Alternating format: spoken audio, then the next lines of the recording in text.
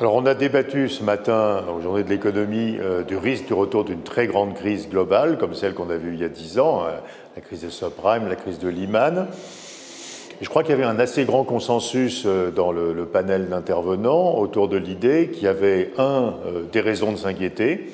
les taux d'intérêt qui restent très bas, les taux d'endettement qui continuent d'augmenter,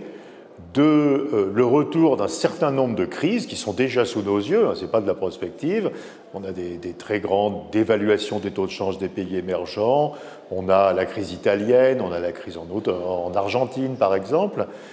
et que ceci, pour l'instant, ne permettait pas de conclure au retour d'une crise mondiale très forte de la finance. Et on est plutôt dans une configuration où il y a une multiplication de crises régionales, locales, spécifiques. Sans doute, les défenses qui ont été montées depuis 10 ans, avec la régulation plus sévère des banques,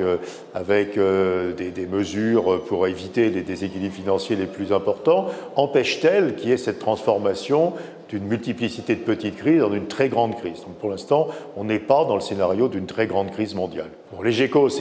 comme vous le savez, ça a commencé il y a plus de 10 ans, et c'est une idée qui est très intéressante, je crois, qui est de faire parler des professionnels de l'économie, du monde académique, du monde de la recherche en économie, à un public très large qui n'est pas d'économistes professionnels, qui est des gens intéressés à l'économie, mais sans compromission. Ce n'est pas de la divulgation, c'est des gens qui parlent sérieusement d'économie en abordant les mécanismes, y compris compliqués, mais en faisant un effort pour être compréhensible par un très grand nombre de personnes qui ont simplement un intérêt pour l'économie. Et l'assistance, qui est de l'ordre de 15 000 personnes à Lyon, montre que ce pari est sans doute en train d'être gagné.